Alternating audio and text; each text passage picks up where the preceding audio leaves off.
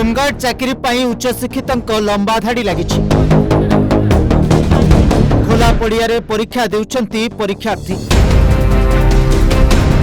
देखिले लगुच सते जमिति यात्रा होउछि।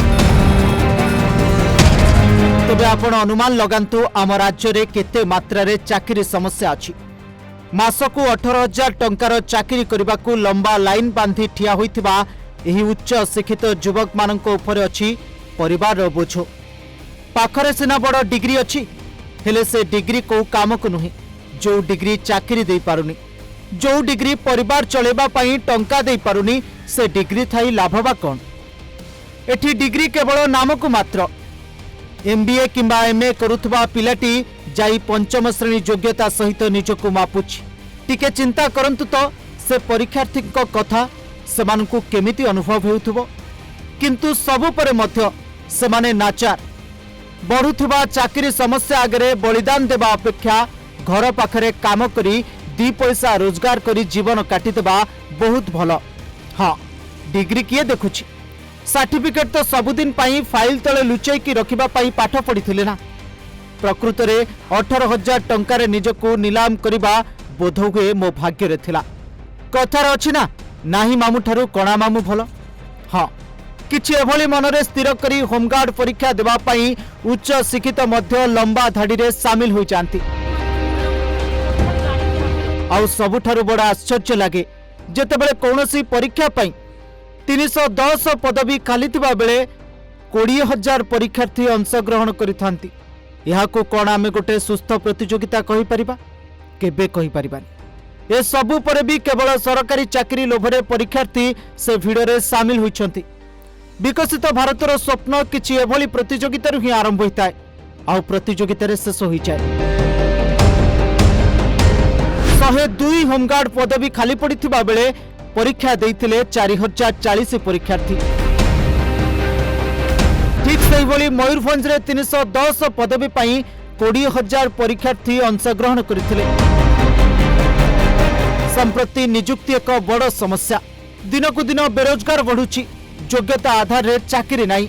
ए सबुर एक ज्वलंत उदाहरण होउची होमगार्ड चाकरी पाई बीए एमए पढ़ुथबा उच्च शिक्षितंक भिड़। सर्वनिम्न योग्यता पंचम पास थिबा होमगार्ड चाकरी पाई एमबीए बीटेक भली टेक्निकल बैकग्राउंड रो मध्य पिला आसी परीक्षा देउछंती। योग्यता को खातिर न करी परिस्थितिर दास होई शेषरे परीक्षा देबाकू बाध्य होउछंती। सुजोग और आर्थिक असुविधा कारणरू उच्च शिक्षित युवपीढ़ी एही चाकरी पाई आशा प्रकट करिथांती। पूर्वरु अनेक जिला गुड़िकरे होमगार्ड लिखित परीक्षा होईची आउ समान चित्र मध्य देखिबाकू मिलिछि। कोठी खोला पड़िया रे पिला बसी परीक्षा दउचंती तो कोठी मुक्त विमान बंदर रे बसी पिला माने परीक्षा दउचंती। एते संख्यक पिला परीक्षा देउचंती जे सेमानक पाई कौनसी परीक्षा हॉल रो मध्य आयोजन करी होउनी। सेमानक पाई खोला पड़िया ही यथेष्ट बोली कहा जाउछि। सीमा जयपुरिया होमगार्ड रो एग्जाम तो भर रही छे बाकी रिजल्ट अफे जना जिबा काना परीक्षा आइतले सबु तो इजी क्वेश्चन थिला सबु तो अटेंड करछु आके केनता बाजे। अच्छा ये रिटन परीक्षा थिला। हां रिटन एग्जाम। अच्छा केनता प्रिपरेशन केनता करथिला। प्रिपरेशन चाली थिला अगलो नो ऑनलाइन करथिली बेले तो एग्जाम देली आउ। अच्छा केते पदवी थिला इथिरे शायद एग्जाम दे दो 2-3 हजार एभव आइतिले बाकी वैकेंसी भी कम होचे देखु काना होचे जाके। गत रविवार झारसुगुड़ा और मयूरभंज जिले में होमगार्ड चाकरी पाई लिखित परीक्षा होइतिबा बेले बहुत कम पदवी पाई आशायी लंबा धाड़ी लगिथिला।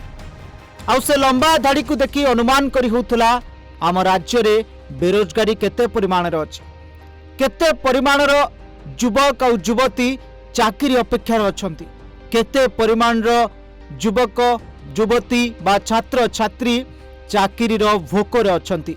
आउ से भोक को मेंटेबा पाई सेमानक आगरे जहा मिलिबो सेमाने ताहा करबा को प्रस्तुत अछंती। जो चाकरी मिलिबो सेमाने सही चाकरी करबा को प्रस्तुत अछंती। काहे कि ना सेमानकु दरकार टंका बंचिबा पाई दरकार टंका और रोजगार क्षम होबा पाई सेमानकु किछि भी करबा को पड़िबो। सेमाने देखिबेनी निजर योग्यता देखिबेनी निजे डिग्री धारी किछि सेमानक आखि को देखा जाउनी।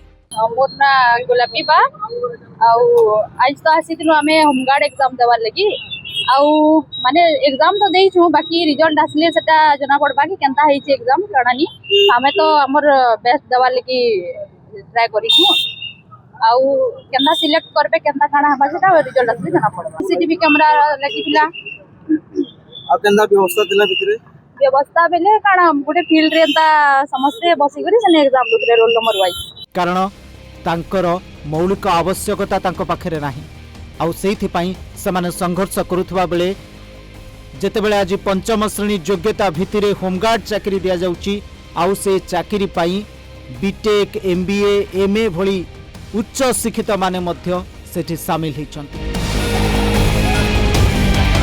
Bureau report Odisha Bhaskar.